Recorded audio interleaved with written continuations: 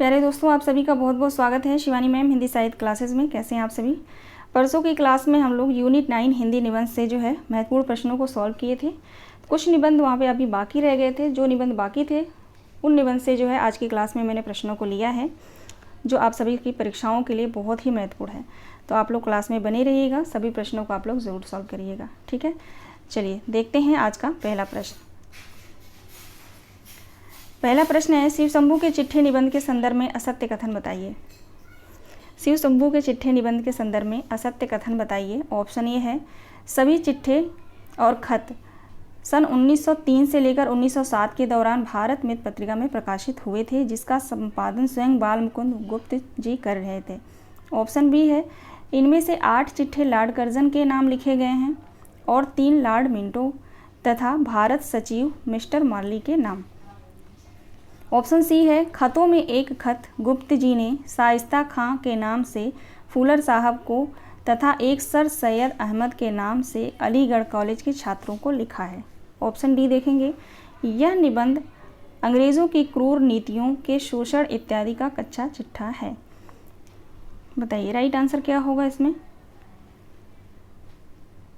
असत्य कथन बताना है यहाँ पे। असत्य कथन यहाँ पे हो जाएगा ऑप्शन बी। ठीक है, यहाँ तक तो सही है। इनमें से 8 चिट्ठे लॉर्ड कर्जन के नाम लिखे गए थे, ये बिल्कुल सही है, और 3 लॉर्ड मिंटो के नाम, तो 3 नहीं होगा यहाँ पे, 2 लॉर्ड मिंटो के नाम पे जो है खत लिखे गए थे। ठीक है, आप लोग ध्यान रखेंगे। तो ज़रा सी गलती है यहाँ पे, है ना, तो इस वजह से हमारा राइट आंसर ऑप्शन बी हो जाएगा। चलिए चलते हैं अगले प्रश्न पे। अगला प्रश्न है हमारा, हजारी प्रसाद द्विवेदी जी ने नाखून क्यों बढ़ते हैं निबंध में भारतीय संस्कृति की किस विशेषता को बड़ी भारी विशेषता कहा है। ऑप्शन ए, समन्वय की, लोक मंगल की, स्व के बंधन की, या भक्ति भावना की। राइट आंसर क्या होगा क्वेश्चन नंबर 2 का। ऑप्शन सी, स्व के बंधन की। आगे देखते हैं। अगला प्रश्न है, नाखून क्यों बढ़ते हैं निबंध में नए पुराने के विषय में द्विवेदी जी ने कौन सा विचार व्यक्त नहीं किया। नए का त्याग प्रगति का सूचक है। ऑप्शन बी है, पुराने का मोह सब समय वांछनीय नहीं होता है। ऑप्शन सी है, हमें नई अनुसंधित्सता के नशे में चूर होकर अपना सब रस नहीं खोना चाहिए। ऑप्शन डी है, हमें नए और पुराने की परीक्षा करके हितकर बात सोच लेनी चाहिए। राइट आंसर क्या होगा, नहीं पूछा गया है। ठीक है ना, राइट आंसर ऑप्शन ए होगा, नए का त्याग प्रगति का सूचक। ठीक है, ये हमारा सही जवाब है, ऑप्शन ए।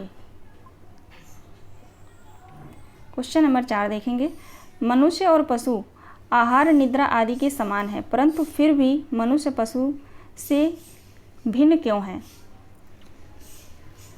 क्वेश्चन नंबर 4 का राइट आंसर क्या होगा। नाखून क्यों बढ़ते हैं निबंध से ही ये लिया गया है। ठीक है, प्रश्न संयम के गुण के कारण, दूसरे के सुख दुख के प्रति संवेदना के कारण। ऑप्शन सी है, श्रद्धा तप त्याग आदि स्वयं के उद्भावित बंधनों के कारण, या उपरोक्त सभी।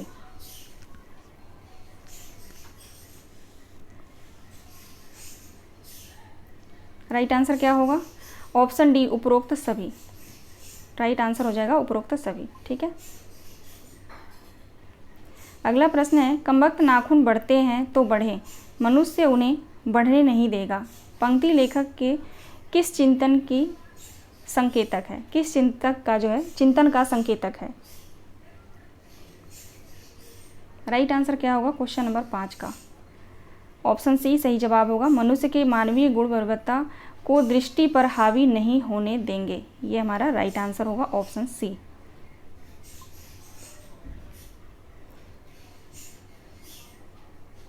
अगला प्रश्न है, कविता क्या है निबंध में निम्न खंडों को पहले से बाद के क्रम में लगाइए। कविता क्या है निबंध में जो खंड हैं उन खंडों से जो प्रश्न को लिया है क्रम में लगाना है इसको। ठीक है,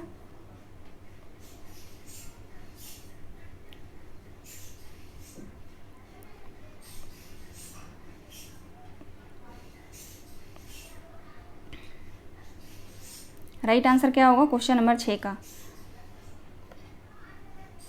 तीसरा सही जवाब होगा। ठीक है, सबसे पहले आएगा सी, सभ्यता के आवरण और कविता। उसके बाद आएगा ई, सौंदर्य।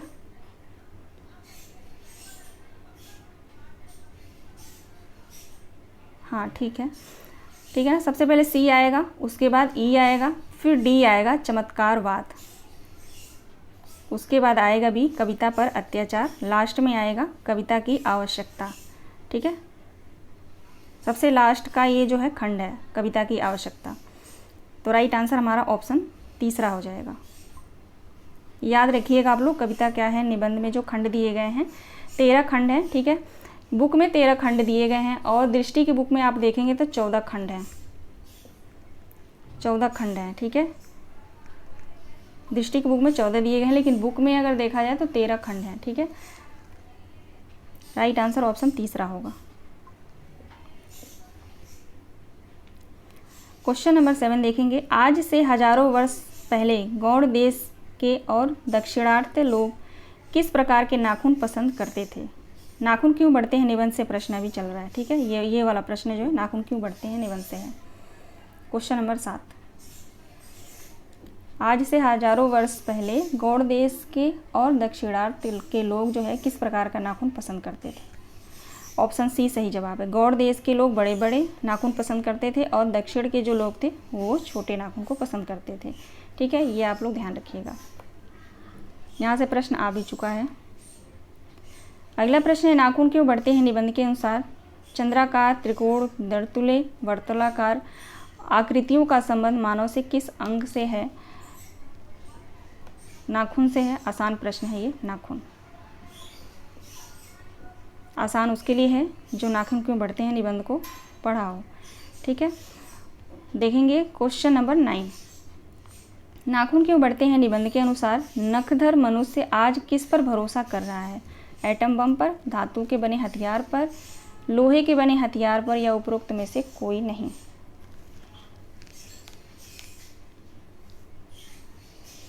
एटम बम पर, ऑप्शन ए। अगला प्रश्न है, नाखून क्यों बढ़ते हैं निबंध के अनुसार? नाखून का इतिहास किस पुस्तक में मिलता है?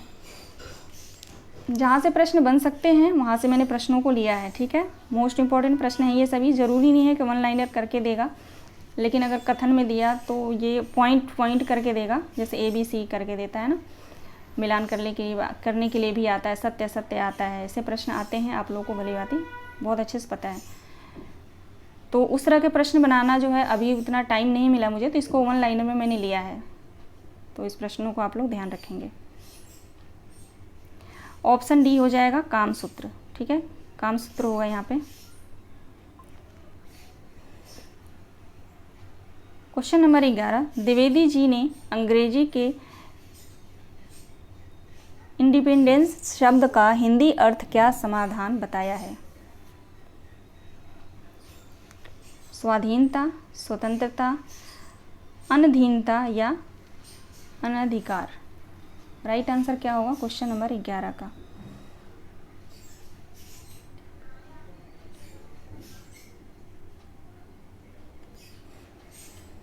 क्वेश्चन नंबर 11 का राइट आंसर हो जाएगा अनधीनता, ऑप्शन सी। क्वेश्चन नंबर 12 देखेंगे। निम्नलिखित में से विद्यानिवास मिश्र के विषय में असत्य कथन है। ऑप्शन ए है, विद्यानिवास मिश्र स्वयं को भ्रमरानंद नाम से संबोधित करते थे। ऑप्शन बी है, वे आचार्य हजारी प्रसाद द्विवेदी के ललित निबंध लेखन परंपरा के निबंधकार हैं। ऑप्शन सी है, विद्यानिवास मिश्र मनोनीत सांसद भी रहे हैं। ऑप्शन डी है, विद्यानिवास मिश्र को उनके कविता संग्रह मैंने सील पहुंचाई पर ज्ञानपीठ पुरस्कार से सम्मानित किया गया था। राइट आंसर क्या होगा?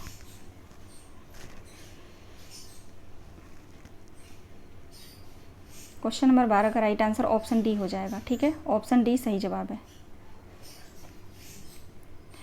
ऑप्शन डी सही जवाब है। आप लोग बताइएगा कि विद्यानिवास मिश्र को उनके किस कविता संग्रह पर जो है ज्ञानपीठ पुरस्कार से सम्मानित किया गया था। ठीक है, क्योंकि यहाँ पे असत्य पूछा गया है। ऑप्शन डी राइट आंसर है। क्वेश्चन नंबर 13 देखेंगे। विद्यानिवास मिश्र के निबंध लेखन के विषय में कौन सा कथन असत्य है? Question number 13। ऑप्शन ए है विद्यानिवास मिश्र के निबंध में प्रासा नवीन का सामंजस्य है। ऑप्शन बी है विद्यानिवास मिश्र ने मूलतः भावात्मक, परिचयात्मक, समीक्षात्मक, वर्णनात्मक, संस्मरणात्मक एवं ललित निबंध लिखे।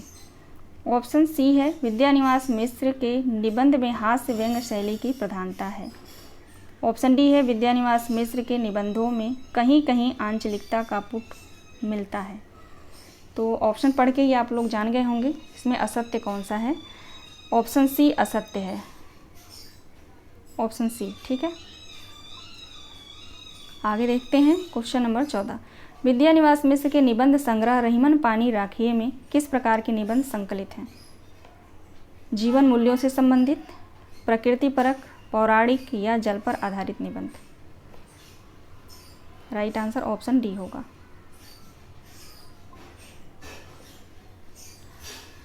Question number 15। मेरे राम का मुकुट भीग रहा है निबंध की विषय वस्तु का मूल आधार क्या है? लोकगीत, लोक कथा, लोक काव्य, लोक श्रुति। मोस्ट इंपॉर्टेंट प्रश्न है, बताइए।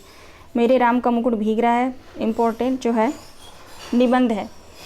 ठीक है, टोटल 11 निबंध है। 11 निबंध में से आप लोग ध्यान रखिएगा कविता क्या है, मोस्ट इंपॉर्टेंट है, यहाँ से प्रश्न पूछा जाता है। और इस बार लंबे प्रश्न आएंगे, बहुत बड़े प्रश्न आएंगे, ये आप लोग ध्यान रखेंगे। उसके बाद जो है मेरे राम का मुकुट भीग रहा है, दिल्ली दरबार दर्पण, भारत बरसोन्नत कैसे हो सकती है। ठीक है, ये 4-5 निबंध से जो है प्रश्न हमेशा पूछे जाते हैं। और शिव मूर्ति से भी प्रश्न आते हैं। और मुझे लग रहा है पिछली बार निबंध से प्रश्न नहीं आया था, तो इस बार जरूर पूछेगा। क्वेश्चन नंबर 15 का राइट आंसर ऑप्शन ए हो जाएगा, लोकगीत। और इसके पहले जो मैंने क्वेश्चन कराए हैं ना, उनमें जो जिस भी निबंध में जो गीत पूछे गए हैं उन गीतों से प्रश्नों को लिया है। तो अगर आप लोग पहले वाली क्लास नहीं देखे हैं इसका पहला पार्ट, तो ज़रूर देख लीजिएगा। नई क्लास मिली है तो मुझे टेलीग्राम पे आप लोग मैसेज कर दीजिएगा, चाहे इसी वीडियो के कमेंट बॉक्स में कमेंट कर दीजिएगा, तो मैं उसका लिंक आप लोगों को सेंड कर दूँगी टेलीग्राम चैनल पे। ठीक है, चलिए राइट आंसर इसका क्या होगा? Option A. क्वेश्चन नंबर 16 देखेंगे। मेरे राम का मुकुट भीग रहा है निबंध के विषय में निम्नलिखित में से कौन सा कथन असत्य है? क्वेश्चन नंबर 16 ऑप्शन ए है, प्रियजन अथवा संतान के घर से दूर होने पर चित्त में उत्पन्न आशंका जनित उद्विग्नता की अभिव्यक्ति। तो ये तो बिल्कुल सही है। ऑप्शन बी देखेंगे, कौशल्या की पीड़ा के माध्यम से अयोध्या वासियों की वेदना की अभिव्यक्ति। ये गलत है। ठीक है, ऑप्शन सी देखेंगे, लेखक ने संदेश दिया है कि उद्यता, उत्कृष्टता, श्रेष्ठ जीवन मूल्य, ऐश्वर्य संघर्ष के ताप को सहकर ही उत्कर्ष को प्राप्त होते हैं। ये भी पॉइंट बिल्कुल सही है।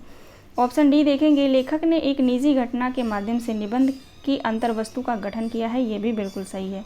तो यहाँ पे जो है असत्य कथन पूछा गया है, तो असत्य हमारा बी हो जाएगा।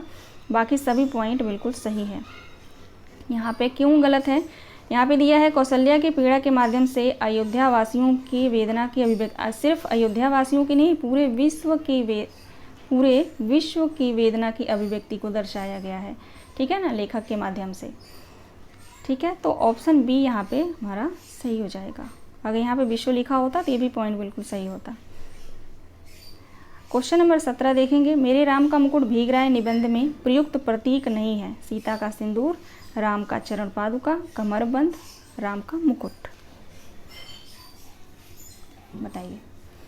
क्वेश्चन नंबर 17 का राइट आंसर यहाँ पे हो जाएगा ऑप्शन बी, चरण, राम की चरण पादुका। ये प्रतीक नहीं है राम के मुकुट भीग रहा है निबंध में। बाकी सीता का सिंदूर है, कमरबंद है, और राम का एक ये सीता के सिंदूर का भी इन्होंने विशेषता पूरा वहाँ पे डिटेल दिया हुआ है। निबंध आप लोग पढ़े होंगे तो, ठीक है ना। तो नहीं पढ़े हैं तो मैंने शॉर्ट निबंध, जैसे बहुत शॉर्ट में मैंने बना रखा है महत्वपूर्ण तथ्यों को, और पूरा PDF मैंने बना के भेजा भी है, टेलीग्राम पे है। आप लोग को नहीं पता है, जो भी नए विद्यार्थी हैं अगर मेरे चैनल को देख रहे हैं, नहीं पता है तो टेलीग्राम ज्वाइन कर लीजिएगा, वहाँ से PDF ले लीजिए और एक सरसरी नज़र से आप लोग रिवाइज़ कर लीजिए। ठीक है, राइट आंसर ऑप्शन बी हो जाएगा। Question number 18। मेरे राम का मुकुट भीग रहा है निबंध में लेखक ने भरत को राम से भी अधिक निर्वासित क्यों कहा है? ऑप्शन ए, भरत ने स्वयं को राम का प्रतिनिधि मानकर राज्य संचालन किया? नहीं। ऑप्शन बी है, भरत ने स्वेच्छा से राजकीय भोग विलासों से दूर रहकर अद्भुत भातृभक्ति, कर्तव्यपरायणता एवं संघर्षशील प्रवृत्ति का परिचय दिया। तो ये तो पॉइंट लग रहा है सही है ना। ऑप्शन सी देखेंगे, ऑप्शन सी देखेंगे, वन में वनवासी की तरह रहना कष्टदायक है, किंतु उससे भी अधिक कष्टदायक है स्वेच्छा से राशि भोग विलास के बीच वनवासी की तरह रहना। ये पॉइंट भी गलत ही है, ठीक है। ऑप्शन डी देखेंगे, भरत ने अयोध्या से बाहर नंदीग्राम को अपने शासन संचालन का केंद्र बनाया। ये भी गलत है। तो ऑप्शन बी यहाँ पे राइट आंसर है। क्वेश्चन को ध्यान से पढ़िए। क्वेश्चन है, मेरे राम का मुकुट भीग रहा है निबंध में लेखक ने भरत को राम से अधिक निर्वासित क्यों कहा है? ठीक है, तो इस पॉइंट को पढ़िए, पढ़ते ही पता चल जाएगा कि क्यों कहा है। क्वेश्चन नंबर 19 देखेंगे, कविता क्या है निबंध के संबंध में सत्य कथन बताइए। कविता क्या है निबंध के संदर्भ में सत्य कथन बताइए। यह निबंध विचारात्मक निबंध है। ऑप्शन बी है, सर्वप्रथम यह निबंध 1909 ईस्वी में सरस्वती पत्रिका में प्रकाशित हुआ था। ऑप्शन सी है, यह निबंध चिंतामणि भाग 1 में 10वें क्रम पर है। ऑप्शन डी है, यह निबंध चिंतामणि भाग 1 निबंध संग्रह में संकलित है। निबंध में कुल 15 खंड हैं। राइट आंसर क्या होगा क्वेश्चन नंबर 19 का?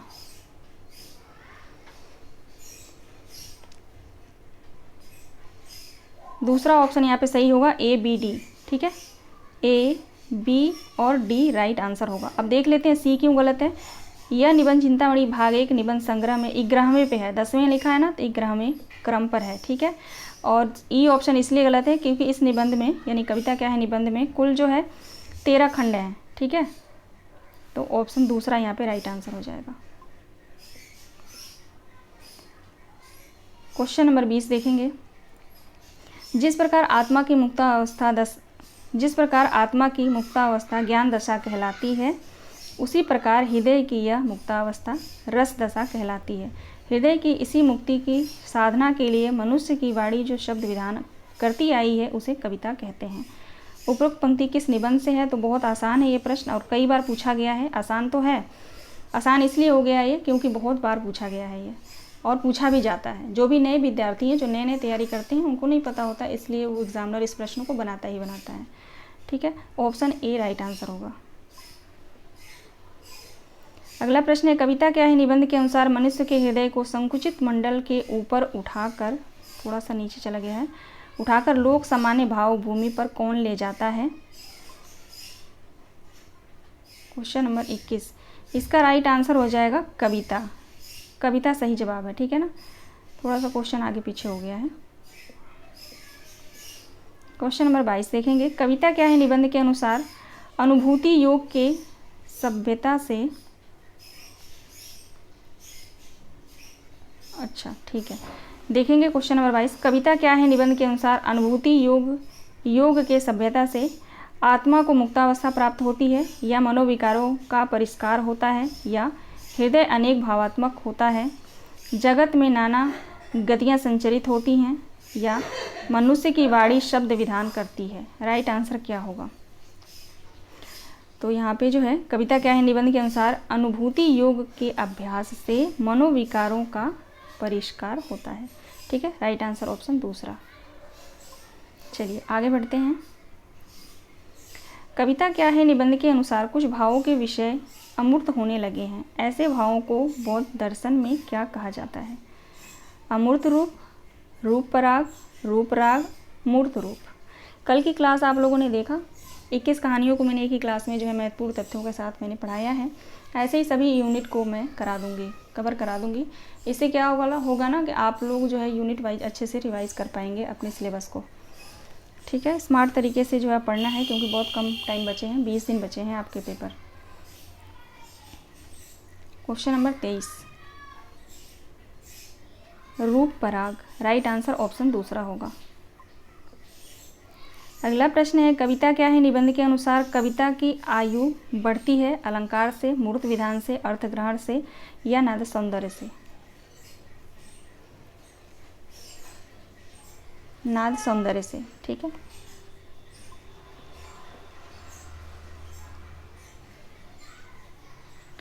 अगला प्रश्न है, निम्नलिखित में से कौन से निबंध चिंतामणि भाग 1 निबंध संग्रह में संकलित हैं? इनमें से कौन कौन ऐसे निबंध हैं जो चिंतामणि भाग 1 निबंध संग्रह में संकलित हैं, ये बताना है। Question number 25।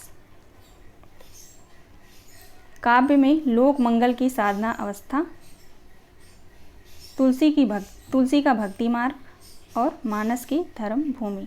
ऑप्शन तीसरा राइट आंसर हो जाएगा, ACE। Question number 26। काव्य के लिए अनेक स्थलों पर हमें भावों के मनुष्यों के मूल और आदिम रूप जाना होगा, जो मूर्त और गोचर होंगे।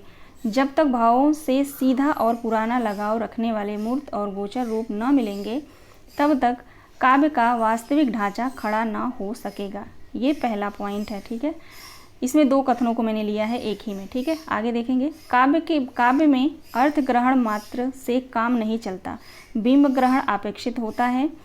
यह बिंब ग्रहण निर्दिष्ट गोचर और मूर्त विषय का ही हो सकता है। ठीक है, इसमें इस प्रश्न में दो कथन हैं। ठीक है, लेकिन एक ही खंड से है। उपरोक्त पंक्ति कविता क्या है निबंध के किस खंड से लिया गया है? इसका राइट आंसर हो जाएगा ऑप्शन ए, सभ्यता के आवरण और कविता। पहला खंड है ये। ठीक है, सभ्यता के आवरण और कविता। ठीक है ना, तो ऑप्शन ए राइट आंसर हो जाएगा। दोनों कथन जो है सभ्यता के आवरण और कविता से लिया गया है। क्वेश्चन नंबर 27 है, कविता क्या है निबंध के अनुसार कवि कर्म कठिन क्यों होता जाएगा? कविता क्या है निबंध के अनुसार जो है कवि ऐसा क्यों मानते हैं कि कर्म कठिन होता जाएगा? सभ्यता में वृद्धि के कारण, या मनुष्य की अज्ञानता के कारण, या प्रतिस्पर्धा के कारण, जनसंख्या वृद्धि के कारण? जनसंख्या वृद्धि तो बिल्कुल नहीं होगा। सभ्यता में वृद्धि के कारण। कविता क्या है निबंध के अनुसार संसार में अधिकतर कविता किस क्षेत्र में हुई है? राइट आंसर क्या होगा क्वेश्चन नंबर 28 का? नर क्षेत्र के भीतर। क्वेश्चन नंबर 29 देखेंगे। कविता क्या है निबंध के अनुसार संस्कृत में कौन से ग्रंथ में मनुष्यतर ब्राह्मण प्रकृति की जो प्रधानता मिलती है वह किसी और काव्य में नहीं मिलती है? मेघदूत, कुमार संभवम, रघुवंशम, उत्तर रामचरितम।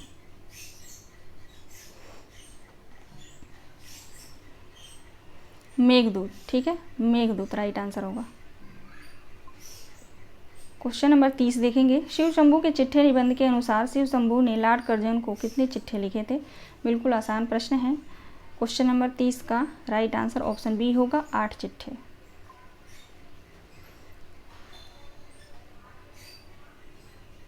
अगला प्रश्न है, शिव शंभू के चिट्ठे निबंध में निम्न में से कौन से चिट्ठे लॉर्ड कर्जन को लिखे गए थे? इनमें से कौन से चिट्ठे हैं जो लॉर्ड कर्जन को लिखे गए थे? श्रीमान का स्वागत, आशा का अंत और आशीर्वाद। ABE, ABC। एक मिनट,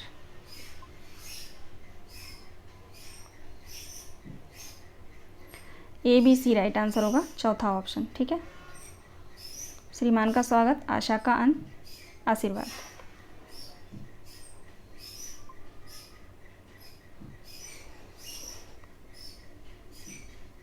अगला प्रश्न है, शिव शंभू के चिट्ठे निबंध में निम्न में से कौन से चिट्ठे लॉर्ड मिंटो के नाम नहीं लिखे गए? Question number 32।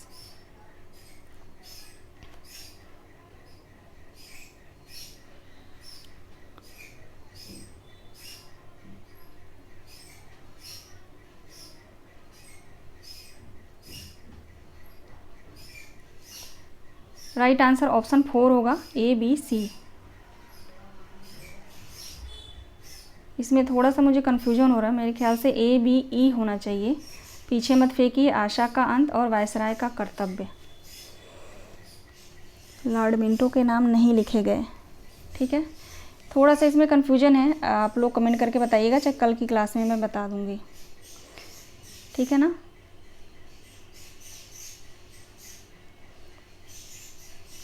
या तो कमेंट बॉक्स में जो है मैं पिन कर दूंगी, ठीक है, सही आंसर इसका देख के, ठीक है। ए बी, अभी इसका आंसर ए बी सी मेरे ख्याल से 90% मैं श्योर हूँ, A B C right answer इसका है। चलिए क्वेश्चन नंबर 33 देखेंगे। शिव शंभू के चिट्ठे निबंध के अनुसार किसकी मूर्ति भारतवासियों के हृदय में बनी हुई है? Lord Minto, Lord Cornwallis, Lord Ripon, Lord Curzon. Lord Curzon का तो बिल्कुल नहीं है। क्वेश्चन नंबर 33 का हो जाएगा लॉर्ड रिपन। अगला प्रश्न है, जो अटल है वह टल नहीं सकती, जो होनहार है वह होकर रहती है।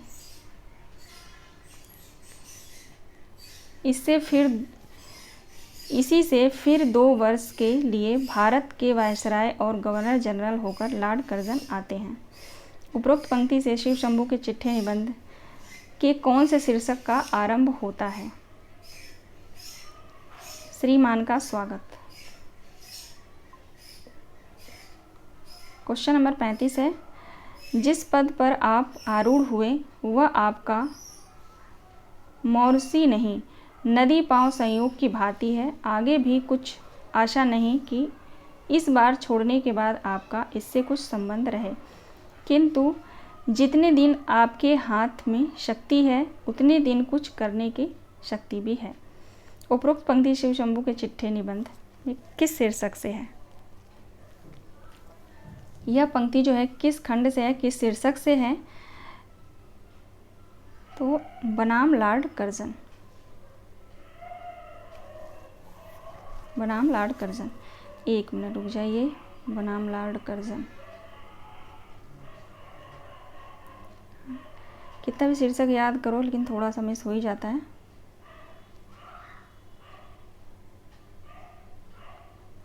ठीक है, इसका राइट आंसर 4 ही होगा, ठीक है।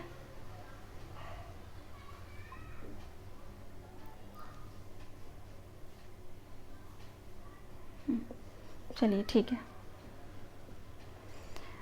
अगला प्रश्न देखेंगे।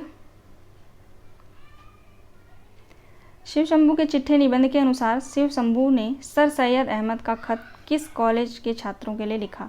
ये तो पहले ही प्रश्न में मैंने पॉइंट में कथन में पूछ लिया था, ये अगर आप लोगों को याद होगा तो। अलीगढ़ कॉलेज के छात्रों को, ऑप्शन बी। अगला प्रश्न है, सूची 1 को सूची 2 से सुमेलित कीजिए, और ये प्रश्न आ भी चुका है, ठीक है, ये PYQ से मैंने लिया है, लेकिन ऑप्शन इधर उधर होंगे। बनाम लॉर्ड कर्जन भारत मित्र 11 अप्रैल 1903 ईस्वी को, ठीक है। और श्रीमान का स्वागत भारत मित्र 26 नवंबर 1903। वायसराय का कर्तव्य 17 सितंबर 1904। पीछे मत फेंकिए भारत मित्र 17 दिसंबर 1904। और आशा का अंत हो जाएगा यहाँ पे 25 फरवरी 1905, ठीक है।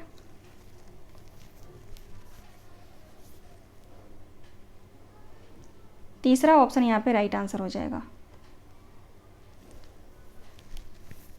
तीसरा, ठीक है ना। 1 मिनट आप लोग रुकेंगे, एक क्वेश्चन पे मुझे कन्फ्यूजन बार बार हो रहा है।